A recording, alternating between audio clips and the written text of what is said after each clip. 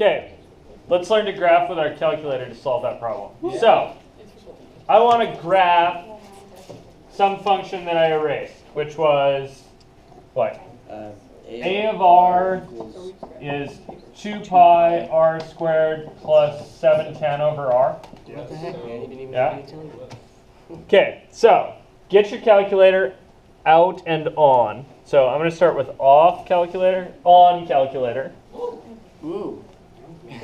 Okay, now we need to get into graphing mode. So what do you push to get in graphing mode? Y equals. Find the y equals button up here. Yep. Okay, then I need to put in this formula. Okay. Okay, the 2 part's pretty self-explanatory. Yeah. Where do you get a pi? Second carrot. Oh yeah, so right here there's a pi in yellow. So you push the yellow button to get at the yellow stuff. My button's blue. My button's blue too. Yeah, okay, a bunch of you have different calculators. They work basically this way, I right? know. That's what I was going like. So I got a 2 pi, now I need a, X. Variable. yeah, I need a variable. Alpha X. So I would just vote for using the x variable. That's this key, right, that has a whole bunch of variables listed on it. So I got 2 pi x, and I need a square, right? Carrot 2. Okay, so you could do caret 2, or there's a little square button right here. Ooh, swag. That's the fancy way. Full step last. Okay, and then what do I need to add to this? Ooh, plus sign. Parentheses. I don't know. You can do 710 over x, but I was like putting my parentheses. That's actually a really good point. Yeah. When in doubt, err on the side of putting in way too many parentheses. Okay? Because the calculator really knows order of operations, and it will very faithfully do order of operations, even if that's not what you intended. Oh yeah. Some calculators you can actually input a fraction. Yeah, and the smarter ones, the TI-84s, there's a little fraction-y button, which helps. So I got out of my picture basically jack that's useful to me, right? Zoom fit. So one way to get things is to go into Zoom, and I don't particularly like to use Zoom Fit Oh. except as a first effort, Yeah. right? So I usually try this first, but it's not usually great. Because it doesn't know which areas. Yeah, it doesn't really know which spot you're interested in, so it's going to try to fit to like interesting stuff, basically. But it doesn't know what you're actually interested in. Like in this case, it's included a whole bunch of negative numbers, right? But I was trying to do some silly thing about a radius. Right, so those negative numbers, they don't make any sense anyway.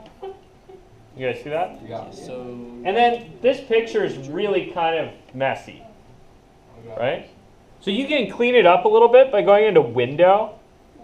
And like, okay, so what's going on? We're going from minus 10 to 10. Well, I don't really care about the negatives, so I'm going to go from 0 to 10. And then the x scale, what's that? X SCL? So that's how far on the x-axis you'll see.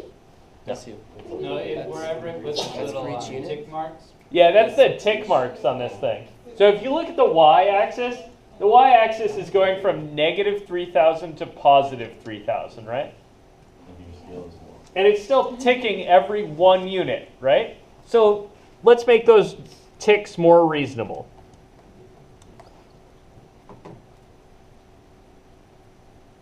Okay, that looks more reasonable to me. They asked for me to graph this between 0 and 10. What else could I do to maybe make this picture a little better? Get rid of the negative y. Yeah, you could cut off the negative y's. So how would I cut off the negative y's? I go into Window and what? As your min, you put 0. Or your y min. Yeah, so go down to the y min, put a 0 in there, and hit graph again. Oh, hey, look at that. That's cool. It's like super useful and stuff. Yeah, what's actually super useful about this is we're talking about a soda can, right? Yep. So if you were manufacturing soda cans and you had to put 12 ounces of fluid in them, right? Because it's a standard soda can, right? You got to put 12 ounces in there. So they have a set volume. What would you want to minimize? The amount of metal you use. Yeah, you want to minimize your aluminum expenditure, right? So you want to minimize the amount of metal that gets used in there. So where is this function, the amount, that's really what this function was, right? The surface area, which is really how much metal do you have to put in. Where is that smallest? At the very, like, bottom point. Yeah, Yeah, so like lowest- The three, lowest around lowest four, point of the curve. like 3 on the X. Like there-ish, right? 4. But it's like, I don't know, someplace in there-ish, Yeah. Yeah. right? So it looks like it's someplace between 3 and 4. Yeah. I was looking at 4. Keep in mind, if you're gonna make a, you know, like 100 million cans of soda, you probably want to actually find the minimum, right? Yeah. Right? Because if you're off by, you know, a half a gram of aluminum, Time multiply that by a million or 2 by the time million. you multiply that by a couple of million cans, right, you're spending real money on aluminum. So then again, it does say in the actual question that they use a little bit more than is minimum, and it's because, well, at least what I thought is, like, you can't really have the minimum amount and have it hold fluid and, like, do that well. Like, So you the- can, like, the- pick it up and, like, crush it in your hand. So there's a certain thickness that they have to use anyway, right? And that's more like what you're talking about. The reason they have to use a little bit more is they have to attach the top and bottom to the can somehow. So there's a fold on the top of the can. And they also have that pull tab on there for your, you know, convenience. Right, so you don't have to carry around a bottle opener anymore. But how would I figure out exactly where that minimum is? Hit second and then trace. That's not a bad idea. There's a slightly better way to do that. So one thing you could do is you could just like scroll along, right? Like if you get your cursor out, it'll tell you what are these numbers right here across the bottom of the screen. Those are Those X, are your Y, Y squared. points. Those are your X and Y for what? Those are your X and half of X. Wherever your cursor's down. Yeah, those are the X and Y for your cursor. Cursor's not on the function, right? If you hit trace first. If you hit trace, so if you hit trace, you'll get onto the actual curve, right? And then you can like follow it along until you see the Y get as small as possible. So 279, 278, 277, 277, 277. Cool. Seems like 3.83 is the best I can do. Yep. That's a good way. You guys with me on that? Uh-huh. Okay, so better way is hit second, oops, not Y equals, sorry. Hit second, calculate, and then what do I want to calculate? Minimum. I want to calculate a minimum. So you go in here. Now it's going to ask you where you want to try to calculate a minimum. So do you want the left bound or the right bound? Right. Sorry, what's it asking for when it says left bound? How about that? A little bit left of the point that you think is the minimum. Yeah, it's asking for you to kind of eyeball the minimum, right? So the left bound of where I want to be is, oh, F it. I'm just going to type 0 in, Oh man. right? Because I really only care about this between 0 and 10, right? Uh-huh. So you can type there too. You don't have to scroll around for those. I've never typed it. Varsity tricks, right? Where's the right bound? 10? Sure. 10 seems legit. And what's your guess? 3.8. Who cares? Okay. 4. I don't think I've ever put anything. Hey, look. Like, Apparently the minimum is at 3.837. So it's just a tiny little bit off. You guys see that? How'd you type in for the Y one? Yeah, I can't figure that out. For the what now? For the Y. What do you mean for the When Y? you typed in X is 0 and Y is 10, like how did you? Yeah. When I typed in X is 0. Oh, I did this. So I went into calculate, and I went to minimum. And then it asks for the left bound. And so I just hit the 0 key while it was asking. Yeah. And then I hit enter. Right. And now it's asking for the right bound. So you just. And the right bound that I want it to use is 10. And that's going in for another X. Right? Those are both X values. I don't know what the Y values associated to them are. In fact, we know that the 0 one is undefined anyway.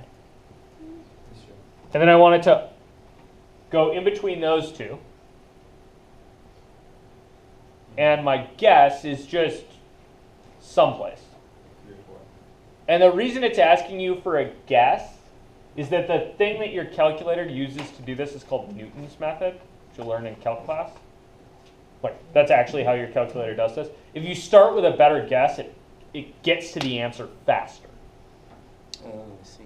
right? So if you start at 4, it'll get to the answer a little bit quicker than if you start at 30. Also, 30 wasn't in your interval, right? So like that would be a little weird. But if you start at 9, you know, it'll churn for a little bit, and it'll get there still. That guess does make a little difference. Sometimes if there's 2 minimums in an interval, it'll go to one or the other depending on where you guess. And it's a little chaotic too. So it's not totally obvious that it'll go to the closer one. It might go to the further one. You guys cool with that? Mine Yeah. just keep How would you counting find error, this and I'm not sure why. No, here we go. Mine's a parabola. So I hit minimum and all that. So left bound, 0. Oh. Right bound, 10.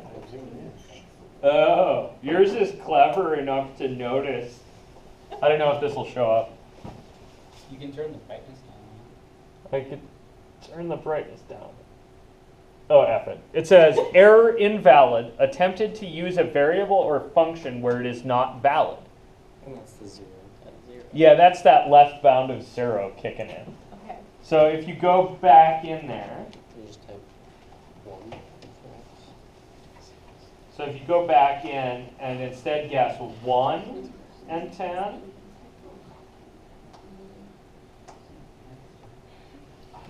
you go back in and guess 1 and 10, it should work. Cool? Questions? Yeah, what's up, Dan? Mine's a parabola. Yours is a parabola. Did you forget your over R? No, it's over, it's really parabola. I did the same thing until I hit zoom in and it worked.